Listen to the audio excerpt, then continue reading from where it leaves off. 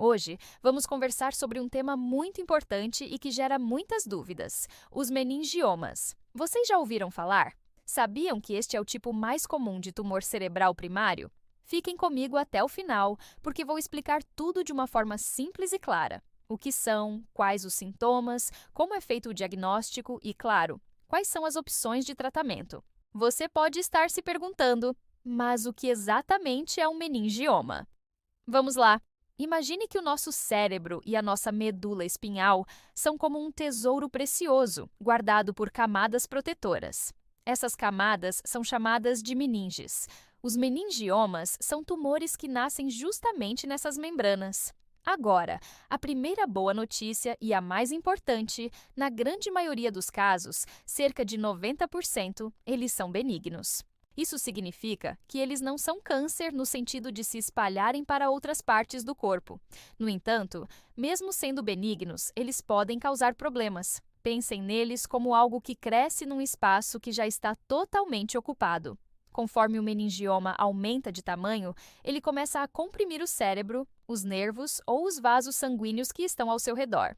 É essa compressão que vai gerar os sintomas. Uma curiosidade interessante é que os meningiomas são o único tipo de tumor cerebral mais frequente em mulheres do que em homens, e a sua incidência também aumenta com a idade. E quais são os sinais de alerta? Bom, isso depende muito de onde o tumor está localizado. É como se a localização do invasor determinasse o alarme que vai tocar. Se ele estiver numa área que controla a visão, por exemplo, a pessoa pode começar a ter visão dupla ou embaçada. Se estiver perto de áreas motoras, pode causar fraqueza num braço ou numa perna. De forma geral, alguns dos sintomas mais comuns incluem dores de cabeça, que muitas vezes pioram com o tempo, e convulsões, que podem ser o primeiro sinal para muitas pessoas. Outros sintomas podem ser mais subtis, como alterações de personalidade, perda de memória ou dificuldade de concentração. Perda de audição, zumbido no ouvido, problemas de equilíbrio ou dificuldade para falar também podem acontecer. É fundamental entender que esses sintomas podem ser causados por muitas outras condições. Por isso, é essencial não tirar conclusões precipitadas e sempre procurar um médico. Então, se alguém apresenta esses sintomas, como os médicos descobrem que se trata de um meningioma? O diagnóstico definitivo é feito através de exames de imagem. O principal e mais detalhado deles é a ressonância magnética com contraste. Esse exame permite que os médicos vejam o cérebro com uma clareza incrível, identifiquem o tumor, o seu tamanho exato, a sua localização e como ele está a afetar as estruturas ao redor. É uma ferramenta poderosa e segura para chegar ao diagnóstico correto. Uma vez que o diagnóstico é confirmado, qual é o próximo passo? O tratamento. E aqui, não existe uma receita única. O plano de tratamento é totalmente personalizado, levando em conta o tamanho e a localização do tumor, os sintomas do paciente, a sua idade e o seu estado geral de saúde. Existem basicamente 3 abordagens principais. A primeira é a observação. Isso pode parecer estranho, não é? Tem um tumor e não vamos fazer nada? Mas, na verdade, é uma estratégia muito comum e segura.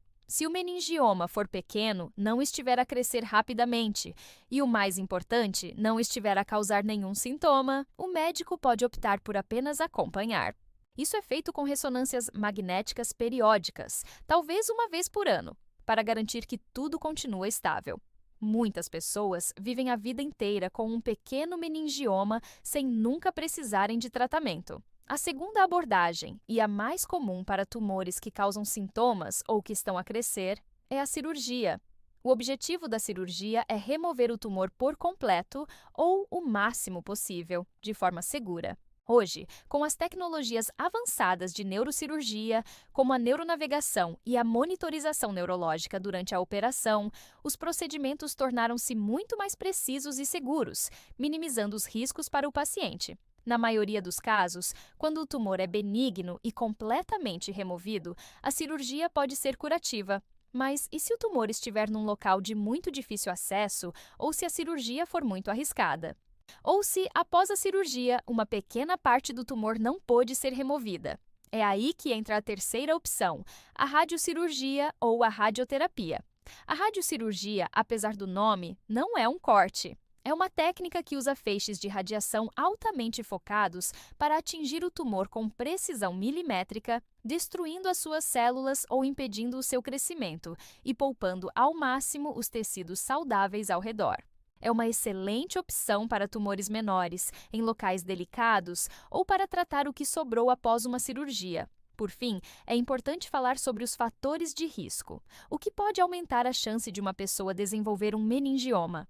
Como já mencionei, a idade é um fator importante, sendo mais comum em pessoas mais velhas. O sexo também, com as mulheres a terem uma maior predisposição. Outro fator de risco conhecido é a exposição prévia à radiação ionizante na cabeça, por exemplo, para tratar outro problema de saúde anos antes. E, em casos mais raros, a genética pode ter um papel, como numa condição chamada neurofibromatose tipo 2, que aumenta o risco de desenvolver vários tipos de tumores, incluindo meningiomas.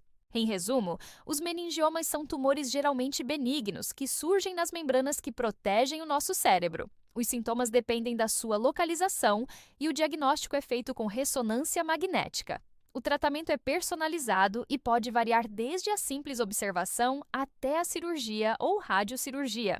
A mensagem mais importante que quero deixar é: apesar de um diagnóstico de tumor cerebral ser sempre assustador, no caso dos meningiomas, as perspectivas são, na maioria das vezes, muito positivas. Com o acompanhamento e tratamento adequados, a grande maioria dos pacientes consegue ter uma vida longa e de qualidade. Espero que este vídeo tenha sido útil e esclarecedor para vocês. Se tiverem alguma dúvida, deixem nos comentários aqui embaixo que eu tentarei responder. E se gostaram do conteúdo, não se esqueçam de deixar o vosso gosto, partilhar com quem possa precisar desta informação e, claro, subscrever o canal para não perderem os próximos vídeos. Muito obrigado por assistirem e até a próxima!